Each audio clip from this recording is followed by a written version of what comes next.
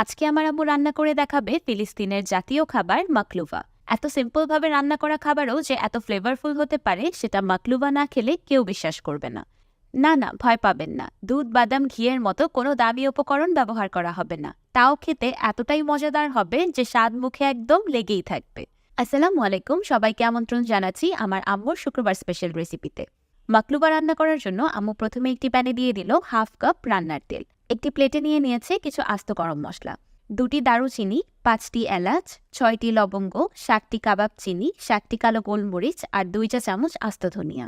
তেলটা হালকা গরম হয়ে যাওয়ার পর আম্মু আস্ত গরম মশলাগুলো তেলে ফোড়ন দিয়ে দিল। এবার দিয়ে দিল 1 কাপ পেঁয়াজ কুচি।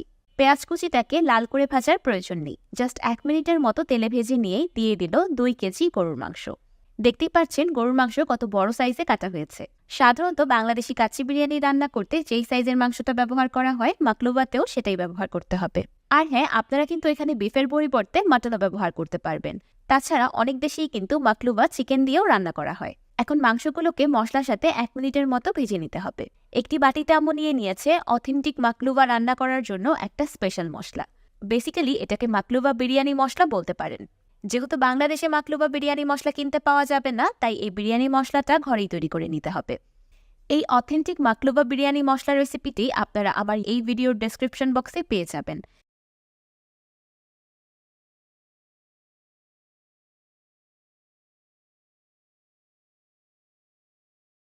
আম্মু যতটুকু মশলা তৈরি করেছিল এখানে সম্পূর্ণটাই অ্যাড করে দিয়েছে।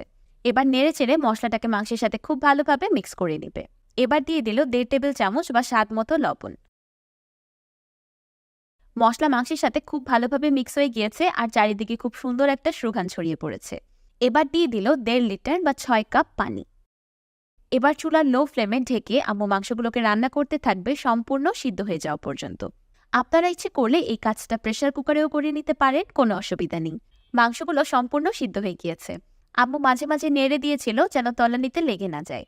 আর যেহেতু প্রচুর পরিমাণে পানি আছে তাই লেগে যাওয়ার সম্ভাবনা খুবই কম। এবার চুলা থেকে নামিয়ে একটি স্ট্রেনারের সাহায্যে আম্মু মাংস আর স্টকটাকে আলাদা করে নিবে। আম্মু গরম গরম অবস্থায় কাজটা করে নিয়েছে, আপনারা ইচ্ছে করলে হালকা ঠান্ডাও করে নিতে পারেন। এবার একটি ফ্রাইং প্যানে দিয়ে দিল 2 টেবিল চামচ তেল। তেলটা হালকা গরম হয়ে যাওয়ার পর দিয়ে দিল 1 কাপ ভার্মিসেলি বা লাল সেমাই। এবার চুলার মিডিয়াম আছে আম্মু ভার্মিসেলিগুলোকে হালকা ভেজে নিবে। ভাজতে ভাজতে যখন ভার্মিসেলির রংটা হালকা পরিবর্তন হয়ে আসবে তখনই চুলা থেকে নামিয়ে নিতে হবে। মাকলুভা সাধারণত বাসমতি চাল দিয়েই রান্না করা হয়, সেই জন্য আম্মু 1 কেজি বাসমতি চাল আধা ঘন্টার মতো ভিজিয়ে রেখেছিল। আধা ঘন্টা পর আম্মু চালের পানিটা সম্পূর্ণ ঝরিয়ে নিয়েছে। এখন চালে দিয়ে দিল ভেজে রাখা ভার্মিসেলি। এবার হাতের সাহায্যে চাল আর ভার্মিসেলিটাকে একসাথে খুব ভালোভাবে মিক্স করে নিবে। মাকলুভা রান্না করার এই প্রসেসটা আমার কাছে খুব বেশি ইউনিক মনে হয়। এই পর্যন্ত আপনারা যত ধরনেরই বিরিয়ানি, তেহারি, কাচ্চি বা পাক্কি খেয়েছেন না কেন, কিন্তু এমন রাইস অ্যান্ড ভার্মিসেলির মিক্সড বিরিয়ানি কি খেয়েছেন কখনো? এখন আম্মু একটি প্যানে পরিমাণ মতো তেল দিয়ে গরম করে নিয়েছে। এবার গরম তেলে দিয়ে দিল কিছু পাতলা করে কেটে রাখা গাজর। এখন গাজরগুলোকে গরম তেলে হালকা ভেজে নিবে।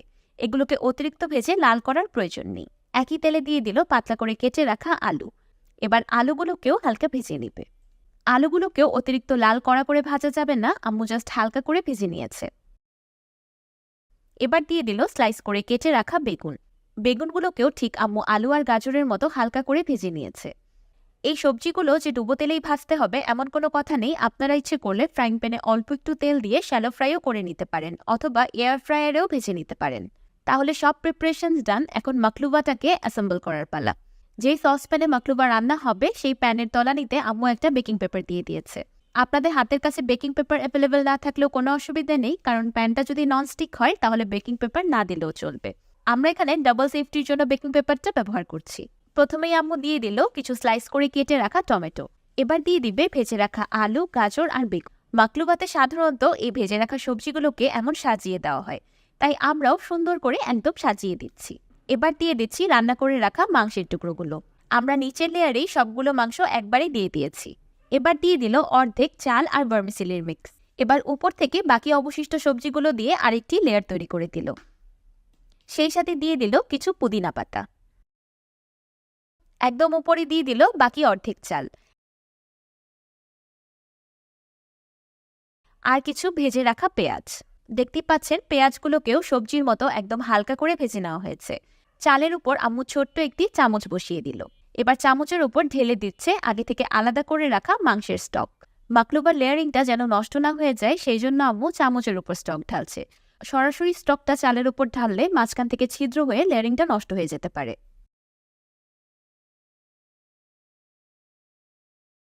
এবার আম্মু প্যানের অ্যাপ্রোপ্রিয়েট ঢাকনা দিয়ে ঢেকে মাকলুবাটাকে চুলার একদম লো আঁচে বসিয়ে দিল।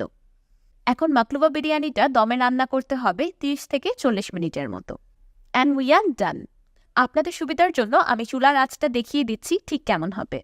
আচ্ছা, এমন ছিদ্রযুক্ত ঢাকনা হলে অবশ্যই ছিদ্রটা বন্ধ করে তারপর দমে দিতে হবে। মাশাআল্লাহ, দেখতেই পাচ্ছেন চালগুলো ফুটে একদম প্যানটা ভরে গিয়েছে। জাস্ট ট্রাস্ট মি, ঢাকনাটা খোলার সাথে সাথে আপনার বাসার সবাই প্লেট নিয়ে রান্নাঘরে হাজির হয়ে যাবে। এখন আম্মু আর আমি মিলে গরম গরম মাকলুবা একটি প্লেটের উপর উল্টিয়ে নিব। আপনারা ইচ্ছে করলে অন্যান্য বিরিয়ানির মতো এই পর্যায়ে মাকলুবাটাকে নেড়ে মিক্স করে দিতে পারেন, কিন্তু মাকলুবার অর্থই হচ্ছে আপসাইড ডাউন, তাই এই বিরিয়ানিটাকে এভাবেই পরিবেশন করা হয়। মাশাআল্লাহ, আলহামদুলিল্লাহ, just look at this beauty. কোনোরকম দামি উপকরণ যেমন বাদাম, ঘি, দুধ ব্যবহার ছাড়াই কত সিম্পল কিছু উপকরণ দিয়ে তৈরি হয়ে গেল এত রাজকীয় স্বাদের একটা সিম্পল বিরিয়ানি। আমার কষ্ট করে মুখে বলার কোনো প্রয়োজন নেই, আপনারা দেখে অলরেডি বুঝে গিয়েছেন যে প্রত্যেকটি চাল কত সুন্দরভাবে সিদ্ধ হয়েছে আর বিরিয়ানিটা কত ঝরঝরে আছে। যে কোনো উৎসব আয়োজন বা ফ্যামিলি গ্যাদারিংসে বানানোর জন্য একটা বেস্ট রেসিপি। যেহেতু তেল মশলার পরিমাণ একদমই কম, তাই যে কোনো বয়সের মানুষ খেতে পারবে আর যে কেউ খেয়ে প্রশংসা করবে। এই মাকলুবার এক বাইট খাওয়ার পরেই আপনি বুঝে যাবেন এটা কেন ফিলিস্তিনের জাতীয় খাবার। বাসমতি চালের বিরিয়ানির প্রথম বৈশিষ্ট্যই হলো একটি চালও ভেঙে যাবে না আর বিরিয়ানিটা একদম ঝরঝরে হতে হবে। আর মাংসগুলোর কথা কি বলবো, দেখতেই পাচ্ছেন এতটাই নরম হয়েছে যে ধরার সাথে সাথেই খুলে যাচ্ছে।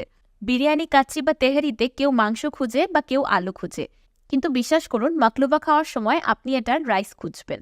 রাইসটা এতটাই বেশি ফ্লেভারফুল হয়েছে যে আমার মুখে বলার কোনো ভাষাই নেই। আমার তো হাতই থামছে না, আমি খেয়েই যাচ্ছি। এত বেশি গরম যে ধরতেও পারছি না।